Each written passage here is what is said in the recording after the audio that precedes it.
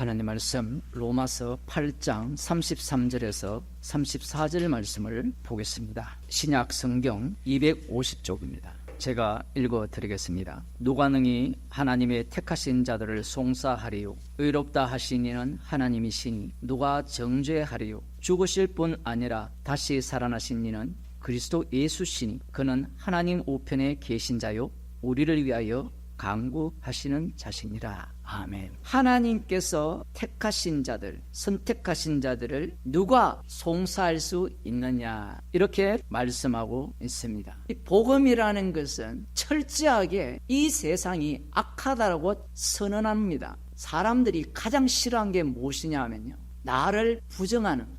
선악과를 먹었기 때문에 나는 무조건 긍정해야 된다라는 겁니다. 선택하신 자들을 누가 정죄하겠느냐? 그러면 우리가 먼저 이 내용을 누구에게 먼저 적용을 해야 되느냐 하면 이스라엘에게 먼저 한번 적용해 보자라는 겁니다. 하나님께서 택하신 자들을 누가 송사하리요? 얼마나 신나는 겁니까? 맞죠? 이것보다 기쁜 복음은 없잖아요. 그런데 로마서 뒤에 가면요, 송사 못한다라고 해놓고 뭐라고 이야기합니까? 참 감람나무가 잘려버려요. 그러면 그 감람나무에 이방인이 젖붙임을 당했잖아요. 그럼 젖붙임 당한 자들이 뭐라고 이야기하는가 하면, 누가 우리를 송사하리요? 하나님이 우리를 위하시면, 하나님이 우리를 의롭다 하셨으면 누가 우리를 송사하겠느냐? 그런데 교만하다 라고 보이는 순간 잘라버립니다. 자르고 다시 젖붙여요. 살아가는 자체가 육신의 정욕과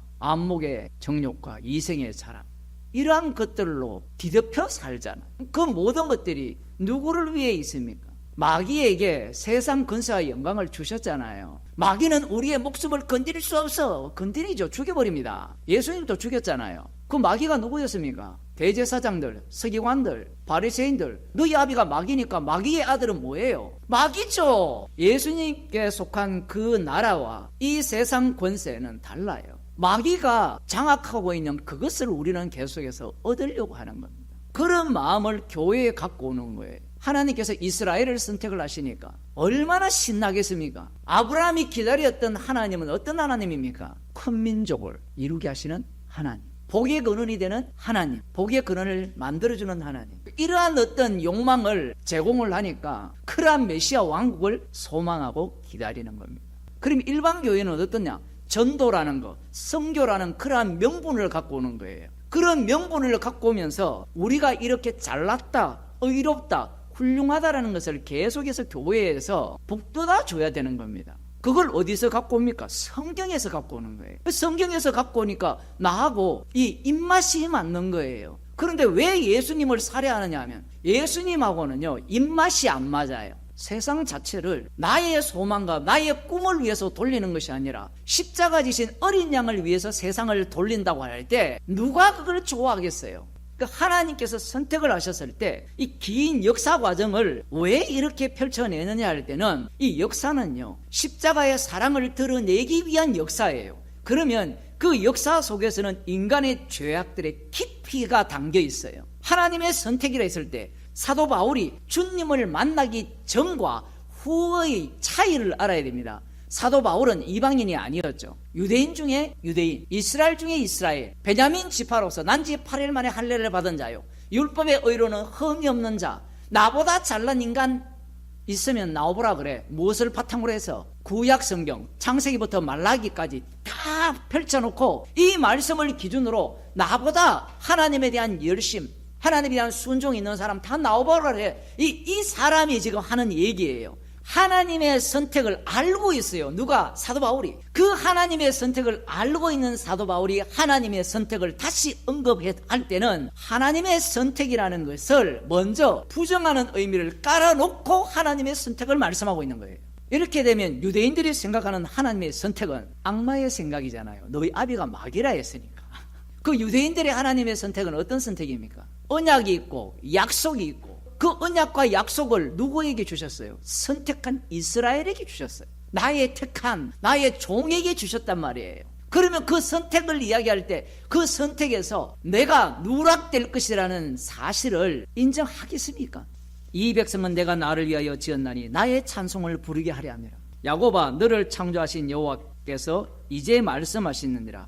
이스라엘아 너를 조성하신 자가 이제 말씀하시느니라. 여기에 보면 야곱을 창조했다라고 하거든요. 그 다음 이스라엘은 조성했다라는 거예요. 이 히브리어 성경 단어가 달라요. 창조는 만든 거고 조성은 빚어가는 겁니다. 야곱을 창조한 것과 이스라엘을 조성한 내용을 둘 다 담아야 여호와 하나님의 실체가 드러난다는 거예요. 이 둘 중에 하나를 빼버리면 그 여호와는 가짜 여호와라는 겁니다. 그런데 이스라엘 속에 야곱이 들어있어서 이 야곱은 부정당해야 되고 그 창조당한 자를 부정시키면서 새롭게 조성하신 이스라엘만 드러나야 된다라고 누가 생각하겠느냐 얘기예요. 우리가 예수님을 믿고 복음을 알았을 때 이 이중적인 사건을 인정을 할 수 있느냐라는 거예요. 내가 심판자이기 때문에 심판자는 정의를 내려요. 옳음을 내리기 때문에 옳은 자리로 자기를 옮겨버립니다. 너는 두려워 말라. 내가 너를 구속하였고 내가 너를 지명하여 불렀나니 너는 내 것이라. 지명하여 부를 때 부르는 방식이 구속의 방식이에요. 여기에 나오는 구속이라는 것은 우리가 흔히 말하는 기업을 모른다, 고엘사상이라는 단어입니다. 너를 구속할 때 값을 지불했다라는 거예요. 구속의 방식이라는 거예요. 구속의 방식. 야곱을 창조하시고 이스라엘을 조성하신 것은 하나님의 소유라는 거예요. 그러면 하나님의 소유라고 했을 때 이것을 유대인들이 본다면 우리를 어떻게 정의 내리겠습니까? 우리는 하나님의 소유다라고 할 거 아니에요. 하나님의 소유라고 했으니까 말씀대로 믿어야 되잖아요. 그러면 하나님의 소유라면 하나님이 버릴까요? 안 버릴까요? 안 버린다라는 게 이스라엘의 생각이고 유대인들의 생각이고 오늘날 예수 믿는 자들의 생각이에요. 오늘날 논리가 뭐냐면 예수 믿으면 반드시 천국 간다는 거예요. 그 말이 맞다니까요. 여기서도 마찬가지예요. 절대로 안 버립니다. 하나님이 절대로 안 버리는데 다 버려버려요. 누구까지 버립니까? 하나님의 아들까지 버리거든요. 진짜 버렸다니까요. 왜냐하면 예수님은 히브리서에 보면 근데 그 버림이 지옥에 버리는 거예요. 아버지께서 버리는 겁니다. 그 아들을 버렸다는 것은 이미 이 세상 자체는 다 버림받았다는 거예요. 그 속에 누가 가장 먼저 들어가 있습니까? 남은 자 유대인들이 거기에 들어가 있는 거예요. 전체적으로 보게 되면 여호와의 것이기 때문에 여호와의 이름을 전가하기 위해서 너를 어떻게 다루겠다? 최종적으로 버리겠답니다. 유대인들 입장에서는요 이걸 못 받아들여요. 예수님이 말씀하셨죠. 아들을 사랑한다는 거예요. 그럼 아들이 누굽니까? 유대인들 쪽에서는 자신들이 하나님의 아들이죠. 그죠? 그런데 예수님 자신이 하나님 아들로서 아들을 사랑한다라고 할 때는 너희들은 다 어떻게 한다? 미워한다는 얘기예요. 이는 내 사랑하는 아들이요 내 기뻐하는 자라고. 사랑하는 아들이요 기뻐하는 자는 예수님 뿐이에요. 그 나머지는 아들 아니라는 얘기예요. 아들이 어떠한가를, 어떤 역할을, 어떤 기능을 하실 것인가를 보여주는 역할이 이스라엘이라는 겁니다. 이제 이렇게 되면 화가 날 거 아닙니까? 그럴 것 같으면 세상을 왜 만들어요? 이런 분노가 일어나야 돼요. 반드시 복음을 전하면 그런 시비가 일어납니다. 하나님의 소유라고 했으니까 소유는 절대로 버릴 일이 없다라는 거예요. 그게 하나님의 선택이라는 그 신학 사상이라는 겁니다. 그러면 이들은 이 말씀을 뭘로 보이는가 하면 우리를 보호하셨다라고 생각을 하는 겁니다. 보호하신 게 아니라 값을 치르고 구원했다라는 거예요. 그러면 바다를 맨땅같이 지나고 이 요단강을 건넜을 때 그 모든 것들은 무엇과 연관되어 있는가 하면 구속과 관련되어 있어요. 값을 지불하고 너를 구원한 것이 거룩한 하나님의 면모라는 겁니다. 그걸 달리 표현하면 야곱을 창조하시고 이스라엘을 조성하신 하나님. 충격적이에요. 이건 야곱을 창조했으면 말씀을 주시면서 야곱 편이 되어 주셨잖아요. 그 야곱이 지금까지 도와준 하나님과 씨름을 하는 겁니다. 싸움을 한 거예요. 이깁니까? 집니까? 이겨버려요. 그 하나님이 거룩한 하나님이라는 거예요. 자기가 창조하시고 그 창조한 자에 의해서 죽임을 당하는 그 하나님이 이스라엘 입장에서는 그 대속물이 하나님이라고는 상상도 못하는 겁니다. 속량물이 중심이에요. 이사야 43장은 너가 중심이 아니고 우리가 갖고 있는 속량물은 어때야 됩니까? 흠이 없고 깨끗한 걸 속량물이라고 생각하잖아요. 그런데 하나님께서는 애굽을 속량물로 사용한다라는 거예요. 속량물의 의미를 담는 애굽이라는 거예요. 여기에서 속량물의 정의가 깨져버립니다. 왜 이렇게 깨버리냐면 계속해서 인간들은 말씀을 주면 말씀을 갖고 자기가 정의를 내리고 답을 찾기 때문에 그래요. 나중에는 누구를 성냥물로 쓰는지 아세요? 로마서 뒤에 나오거든요. 남은 자를 성냥물로 써버립니다. 그들이 복음을 거부함으로 말미암아 이방인들이 거기에 접붙임을 당해요. 죽음으로 말미암아 너가 어떻게 되었다? 구속함을 입었다라는 겁니다. 그러면 자기들이 구속함을 입을 자격이 있어요, 없어요? 없어요. 여기에 내가 들어갈 자리가 없는 거예요. 하나님만이 나는 나다라고 규정하거든요. 예수님도 내가 길이요 진리요 생명이다라고 하시거든요. 하나님만이 하실 수 있는데 인간이 거기에 끼어들어서 나는 구원받았다 이런 소리를 하려고 하는 거예요. 나는 하나님의 사랑을 입었다. 나는 보배다. 그 논리가 모든 교회가 나는 보배다라는 거예요. 그 사상을 누가 갖고 있냐면 유대인들이 갖고 있는 거예요. 예수님이 오니까 살과 피를 주신다고 하니까 예수님을 믿고 예수님을 영접하면 예수 믿는 복과 영생을 준다는 거예요. 말은 안 틀렸어요. 문제가 뭐예요? 예수 믿는 복이 뭐냐는 거예요. 복음이 없으니까 예수님이 주시고자 하는 그 피와 살 이것이 오늘날 현재에 역사하지 않으니까 그들 눈에는 무엇이 가장 필요합니까? 돈이 가장 필요한 거예요. 돈이 가장 필요한 겁니다. 왜냐하면 죽으면 없잖아요. 그런데 왜 감사하지 않고 우리는 월세 살면 안 돼, 집을 구해야 돼, 그러다가 죽어요. 악마의 노림수거든요. 문제가 뭐냐면 이 사람들이 보고자 하는 그 안목이 악마에게 기속되었기 때문에 이 세상 것에 미치게 하는 겁니다. 그래서 이 구약이라는 걸 너무 좋아해요. 왜? 구약 설교를 하면요 인간이 뭔가 얻을 수 있다라는 희망을 주는 겁니다. 그 나중심의 끝판왕이 뭔가 하면 여호와 중심으로 바뀌는 거예요. 그게 유대교입니다. 성경을 바탕으로 한 그 종교에 대해서 최상위층에 있어요. 더 이상 안 나옵니다. 그걸 그대로 갖고 와서 하면요 사람들한테 통해져. 왜? 말씀대로 믿으면 복을 받습니다. 너를 위해서 대속물을 누구를 줬어요? 아들을 주셨으니까 아들을 주신 분이 모든 것을 우리에게 은사로 주시지 않겠느냐. 로마서 지난주 봤던 그걸 끌고 오죠. 그럼 모든 것이 뭐예요? 돈, 명예, 권력, 자식 잘 되는 것, 모든 해석이 성령에 의해서 주님에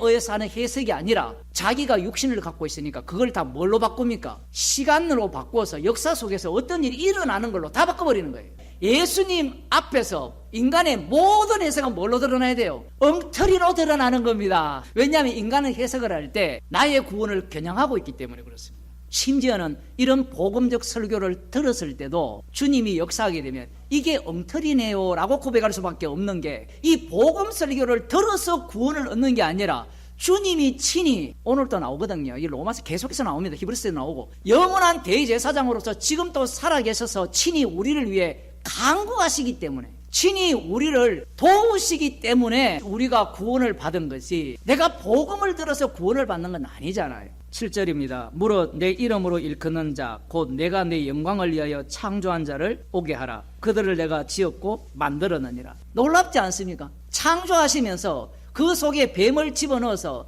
조성하는 겁니다. 그럼 여호와의 영광을 위하여 창조되었다면 여호와의 영광을 드러내야 되잖아요. 야곱이 영광을 드러냅니까? 이스라엘이 영광을 드러냅니까? 창조한 야곱을 조성한 이스라엘로 바뀐 이 전체가 영광이에요. 이 전체가 영광을 드러내는 겁니다. 그분이 여호와의 이름으로 오시는 분이 십자가에서 다 이루시거든요. 십자가에서 값을 지불하고 구원을 받았다면 돌아온 그들의 모습이 소경이어야 됩니까? 눈을 떠야 됩니까? 눈을 떠야 되잖아요. 마음이 둔하지 않고 민감하게 말씀에 반응해야 되고 그 다음 귀가 열려서 말씀이 들려야 되잖아요. 그런데 놀랍게도 눈이 있어 소경이요 귀가 있어도 기머거린 백성을 이끌어내라는 거예요.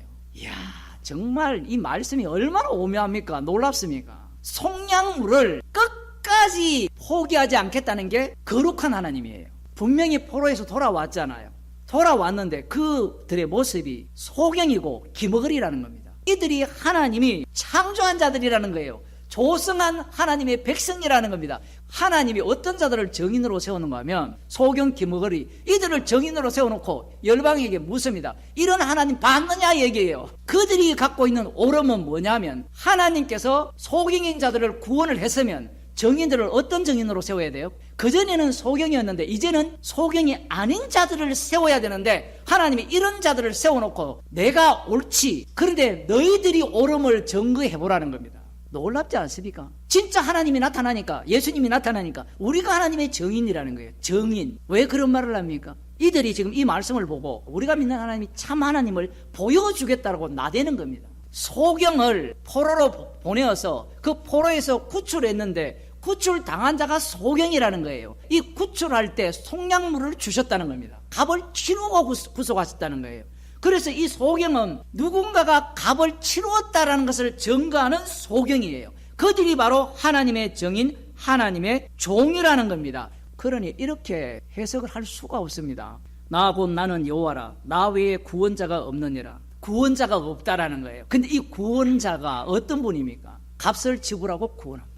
그런데 예수님이 오시게 되면 로마서에서는 누구의 증인이 되죠? 여호와의 증인이 됩니까? 예수님의 증인이 됩니까? 예수님의 증인이 돼요. 여호와의 이름을 드러내는 이스라엘이었는데 예수님이 여호와를 증거하는 게 아니고 여호와의 이름이 뭘로 바뀌어버렸냐면 예수 이름으로 바뀌어버려요.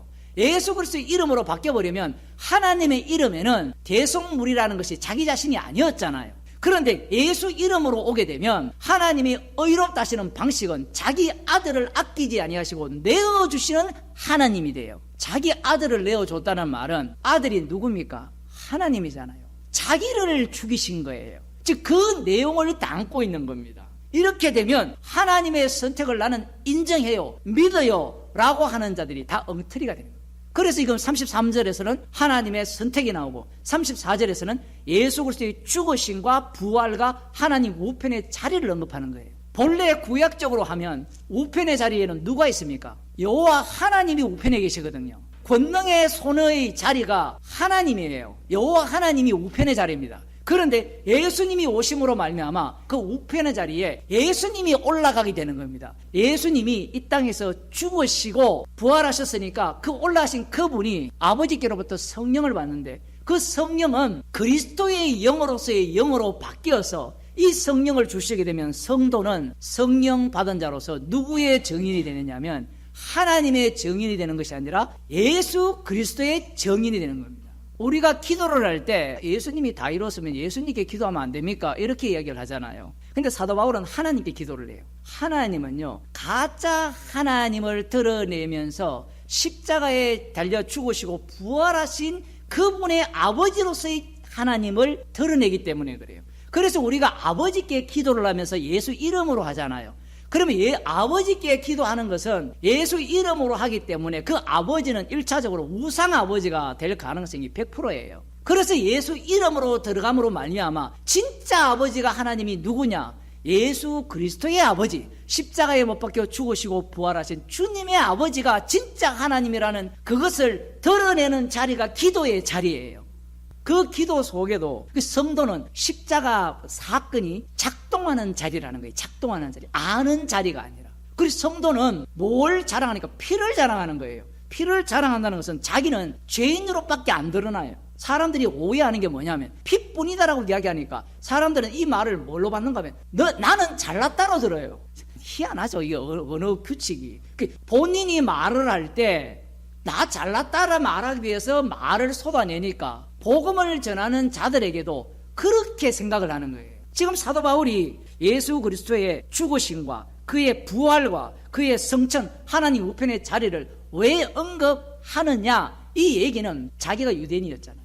하나님의 선택이라는 것은 엉터리라는 겁니다. 사람들은 하나님이 어렵다 했으니까 됐죠. 그런데 아까 이사야 43장을 보셨죠. 됐죠가 아니라 정인이에요. 정인. 어떤 정인이냐? 거룩한 여호와임을 드러내는 정의. 그러면 그들 속에 무엇이 담겨야 된다 했습니까? 창조하신 야곱과 조성하신 이스라엘이 담겨 있어야 된다는 거예요. 즉 그것이 담겨 있는 자가 성도예요. 이 성도가 어떻게 드러납니까? 로마서를 들으면서 책망을 받게 되고, 책망을 받게 되니까 십자가가 눈앞에 밝히 모이는 그 일이, 사건이 일어나는 거예요. 요한복음 6장입니다. 70절입니다. 예수께서 대답하시되 내가 너희 12를 택하지 아니하였느냐. 놀랍죠? 12를 택했어요. 하나님의 선택은 이스라엘을 선택했다고 보이잖아요. 그런데 지금 요한복음에 오면 12를 택했다는 겁니다. 그러면 선택의 의미는 예수님을 위한 선택이 돼요. 그러면 그 속에는 가룟 유다가 하나가 있잖아요. 선택받은 자들은 모두가 다 누구를 위해서 활용이 되느냐 하면 십자가에 못 박히신 예수 그리스도를 증거하는 자, 정인들. 소경이었는데 눈 떴는데 소경으로 서 있으면서 정인, 죄인이죠. 죄인. 십자가만 자랑하는 정인. 한쪽은 지옥 보내기 위한 선택. 나를 위한 선택 자체가 없어요. 근데 제자들은 나의 구원을 위한 선택을 꿈꾸고 따라다닌 거예요. 그래서 예수님께서 내가 너희 12를 택했다. 그 중에 하나는 마귀니라. 이렇게 이야기하니까 나는 마귀가 아니죠. 나는 구원을 위해 선택을 받았죠. 그 말도 맞아요. 구원을 위한 선택인데 구원을 보여주기 위한 구원이에요. 그래서 어떤 사태까지 발생되느냐면 로마서 뒤에 나오거든요. 내가 예수 그리스도의 사랑에서 끊어질지라도 내 혈육이 구원을 받는다면 내가 원하는 방법 생명책에서 이름을 지어달라 하죠. 하나님이 그런 분이에요. 나의 구원을 위한 구원은 없는 것. 그래서 지금 예수님의 선택은 물세례 받고 올라오실 때 이는 내 사랑하는 자요 내 기뻐하는 자라. 하나님께서 택하신 자가 예수 그리스도고 그 택하심을 받은 예수님이 선택을 다 한 거예요. 이것도 천국 보내고 지옥 보내고 할세 천국 간 자들에게도 방금 천국 보내고 지옥 보내는 이 기능이 같이 작동한다는 겁니다. 그래서 성도는 날마다 부정당하고 죽어야 되고 십자가만 자랑하는 죄인 중에 괴수로 드러나는 겁니다. 기도하겠습니다. 하나님 아버지, 예수 그리스도의 죽으심과 부활과 주되심을 드러내기 위해서 하나님께서 선택하셔서 의롭다 하신 그 내용을 그 속에 고스란히 담아주심을 감사드립니다. 주님의 죽으심을 증거하며 자랑하는 주의 백성으로 살게 하여 주옵소서.